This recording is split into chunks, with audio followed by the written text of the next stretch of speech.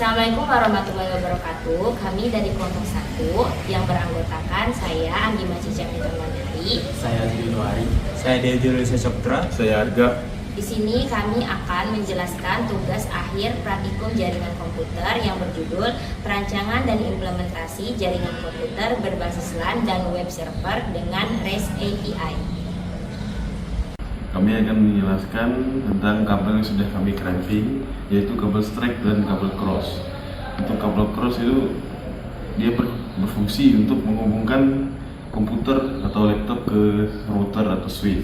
Sedangkan kabel cross berfungsi untuk menghubungkan laptop ke laptop atau PC ke PC atau router ke router. Nah, untuk perbedaan lainnya memiliki di warna-warna kabelnya. Untuk cross dia memiliki warna putih hijau, putih oranye, biru, putih biru, oranye, putih coklat, dan kabel keduanya memiliki warna putih oranye, putih hijau biru, hijau, dan putih coklat. Sedangkan untuk strike dia memiliki warna di kedua kabel yang sama, yaitu putih oranye, putih hijau biru, putih biru hijau, putih coklat. Untuk topologi yang kami gunakan, kami menggunakan topologi star. Jadi kami menggunakan router sebagai server dan 3 PC sebagai klien, 3 laptop. Dan kami menggunakan kabel strike untuk menghubungkan dari router ke laptopnya. 3 kabel strike. Oke, di sini saya akan menjelaskan IP konfigurasi dan subnetting statis. Nah, untuk perhitungan kelas C, misalnya IP dibagi dengan 29. Nah, artinya dari 32 bit, angka 1 binernya itu ada 29. Nah, contohnya ini. Nah, di mana jika satu baris ini, jika kita konversikan ke desimal, dia akan menjadi 255. Nah, untuk baris yang terakhir ini, kan angka satunya ada 5, berarti diikuti angka 03, berarti bisa kita lihat di 1, 2, 3, 4, 5. Nah, terus 0 diikuti 03. Nah, kita hitung aja yang satunya nih, di mana 128 tambah 64 tambah 32 tambah 16 tambah 8 sama dengan 248. Jadi hasil subnet masnya sama dengan 255, 248. Nah, untuk menghitung jumlah host dari subnet 29, nah IPv4 itu kan sama dengan 32 bit.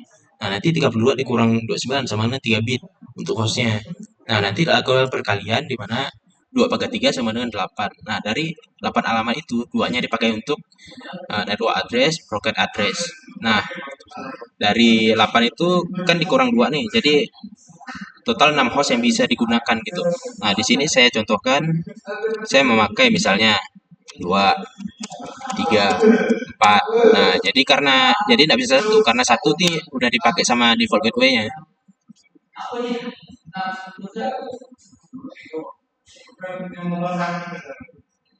Oke, di sini saya akan melanjutkan untuk konfigurasi IP untuk masing-masing dari PC-nya, di mana PC yang ini menggunakan IP dengan akhiran 4, kemudian yang ini dengan akhiran 3, dan ini dengan akhiran 2. Nah, di sini teman saya akan mencoba memping salah satu dari kami di dalam CMD.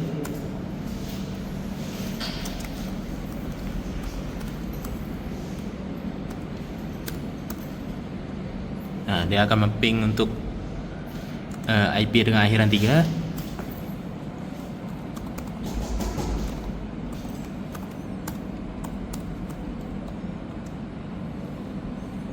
Ya, terhubung. Nah, sekarang saya mencoba untuk yang bagian ini memping dengan ping akhiran 4 untuk laptop saya.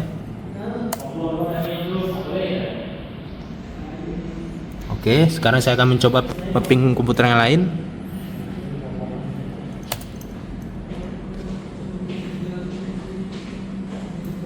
Oke, jadi terbukti berhasil dengan subnet mask dibagi dengan 29 sebelumnya. Jadi sudah kami tes langsung. Oke, di sini saya akan menjelaskan bagian IP configuration dan subnetting DHCP.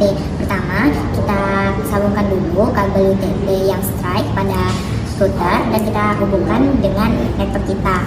Kemudian kita buka pada bagian WiFi, kita cari nama yang ada di belakang routernya. Nyambungkan router kita, pertama kita klik TP-Link 07AA karena nama router kita itu. Kemudian kita konekkan.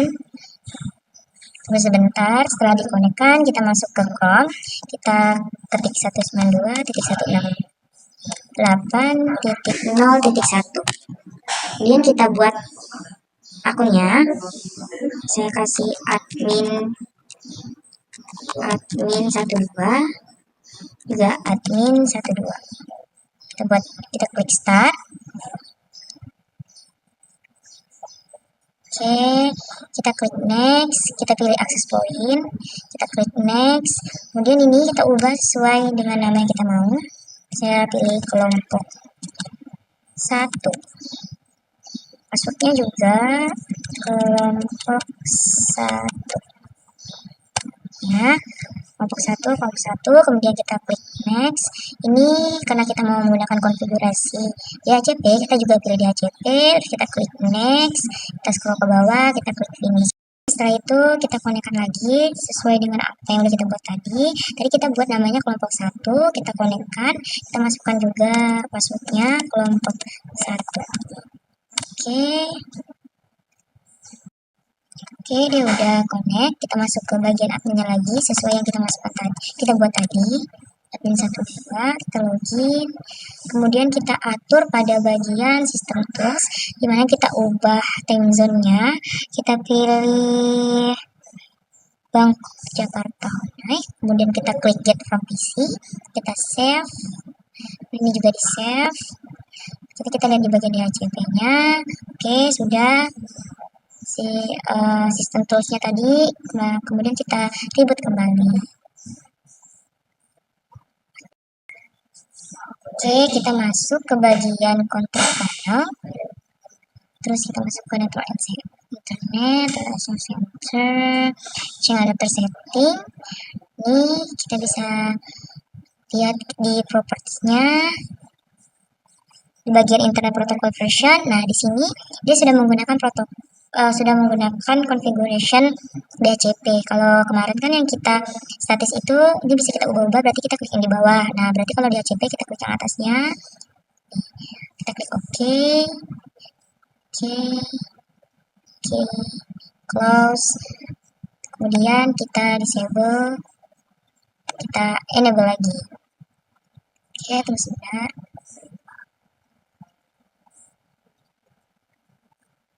Oke, begitu juga dengan yang Ethernet.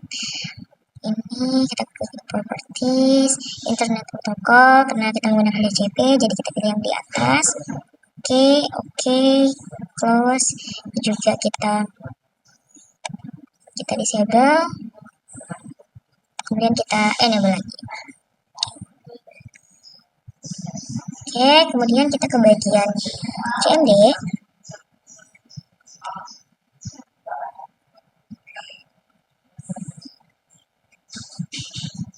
Kita buka CMD. Oke, pertama untuk mengecek apakah Ethernet dengan WiFi kita sudah menjadi configuration DHCP, kita mengetik netsh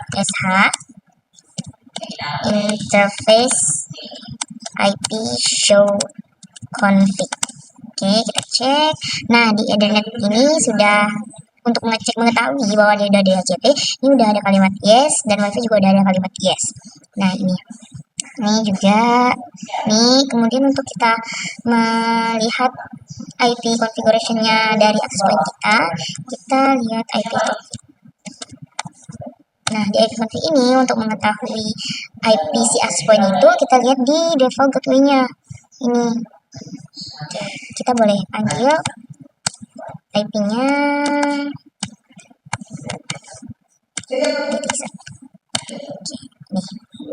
sudah berhasil. Oke, selanjutnya kita akan meng-ping dari laptop lain atau PC lain. Apakah bisa meng-ping dari IP kita? Oke, di sini kita akan mengecek masing-masing klien apakah sudah bisa menghubungkan ke IP yang sudah dibuat oleh access point. Oke, boleh dicoba klien.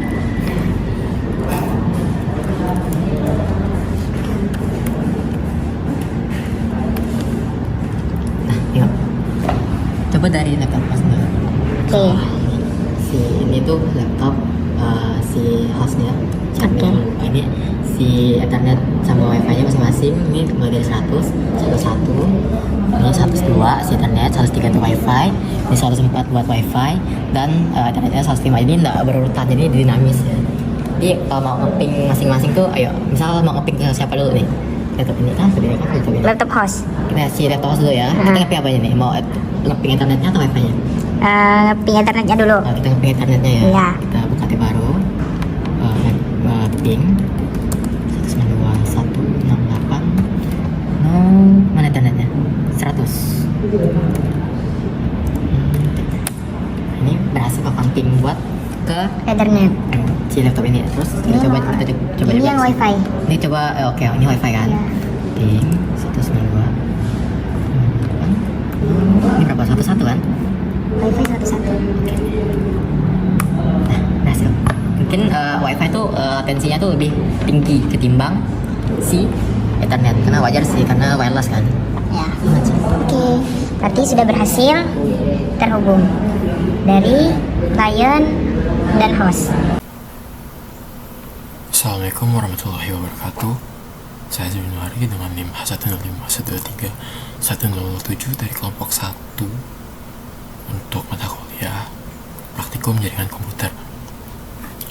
Kali ini karena saya kebagian modul 4 REST API pada web server, mungkin langsung saja. Saya sudah menyiapkan semua yang saya perlukan, dari penginstalan XAMPP dan Apache sama MySQL nya sudah hidup. Oke, untuk memastikan juga di sini saya juga sudah menyiapkan database sederhana yang dibantu sama game ini untuk membuatnya.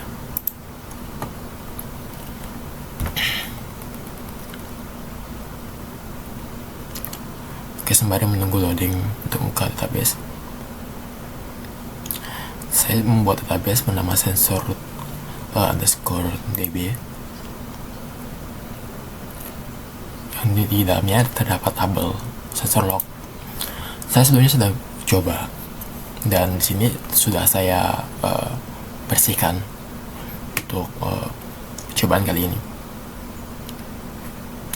Oke, untuk disclaimer juga, saya sebelumnya juga sudah melakukan record di kampus menggunakan router kampus, namun karena input suara yang tidak masuk, jadi saya memutuskan untuk record ulang. Oke, di sini juga saya sudah menyiapkan untuk kode Python-nya sebagai server. Di sini kode untuk SPG2 sebagai klien. Mungkin saya langsung masuk ke penguploadan kode. Di sini sudah terhubung. Untuk saya menggunakan sensor hujan dan LDR, menggunakan ESP32.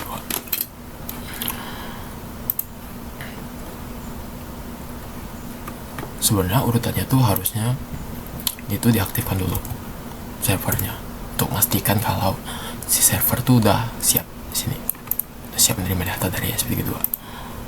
Nih, kita sambil karena soalnya proses compiling dan proses upload pada ESP32 menurut saya agak lumayan lama.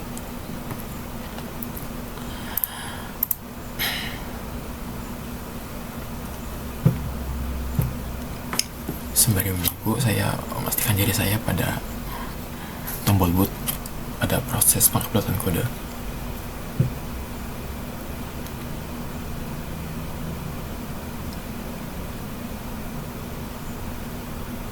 Ya, lagi karena noise katanya. Pada kondisi ini biasanya saya akan mencabut sumber power. Misalnya dari VCC akan saya cabut. Tidak tahu kenapa, biasanya akan berhasil.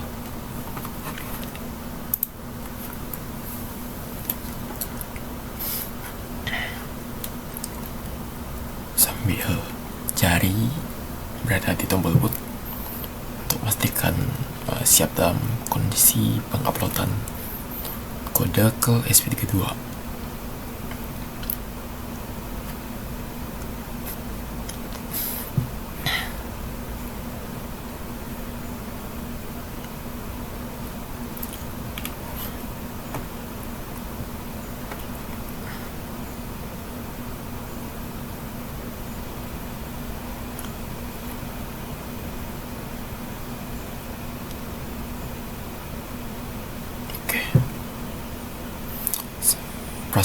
kegiatan sedang berlangsung, saya sembari menjelaskan pada LDR terpasang pada pin 2 dan sensor hujan pada pin 4. Oke, waktu udah berhasil. Jadi memang saya juga nggak tahu ya, kemarin saya cabut semua kabelnya, sedangkan nggak perlu. Ternyata tinggal cabut VCC nya aja dan ternyata work. Jadi jika penguploadan gagal, ya saya tinggal mencabut kode, maksud saya kabel VCC nya saja, dan ketika upload berhasil tinggal sambungkan kembali. Jadi sekarang sudah menyala, dan harusnya ketika kita membuka serial monitor dengan baut sesuai pada kode, di sini saya menggunakan baut 119.200. Oh iya, ini harusnya karena kalau belum kekirim gini berarti itu perlu di reset. Oke, sekarang harusnya udah kekirim. Nah, ini karena kondisinya bisa dicek juga di sini, bisa juga dicek di terminal Python, dan yang paling penting adalah kita cek di database kita. Di sini masih kosong kan tadi. Akan saya coba refresh, seharusnya datanya tuh masuk ke sini. Nah, sini saya membuat struktur kodenya, ada ID, timestamp, LDR status, range status. Nah, yang paling penting itu mungkin untuk menerima datanya bisa lihat di sini. Nah, data diterima dengan sukses oleh server. Jadi LDR ini karena main terang, jadi LDR deteksi terang, dan karena sensor hujan masih kering, jadi sensor membacanya tidak hujan.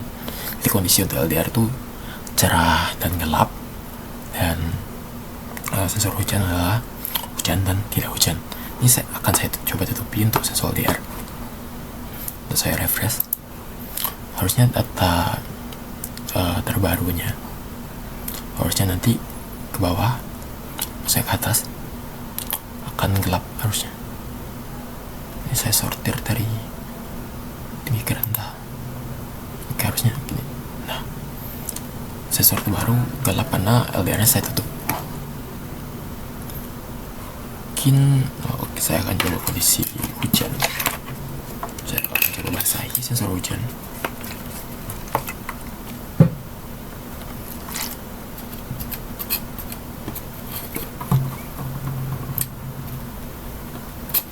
Harusnya ada 1-2 data yang masuk ya di kondisinya hujan pada database. Nah, ini LDR terang, sensor hujan deteksi hujan.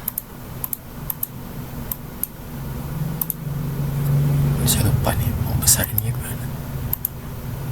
Nah, ini LDR terang, sensor hujan deteksi hujan. Dan sebenarnya tadi itu bisa dicek pada terminal di VS Code maupun di Arduino IDE. Apalagi ya, mungkin itu saja penjelasan saya. Yang pasti pengiriman dari klien ke server dan server ke database bisa dibilang berhasil pada percobaan kali ini. Mungkin terima kasih atas atensinya. Sekian dari saya. Wassalamualaikum warahmatullahi wabarakatuh. Sekian dari kelompok 1, kurang lebihnya mohon maaf. Wassalamualaikum warahmatullahi wabarakatuh. Terima kasih.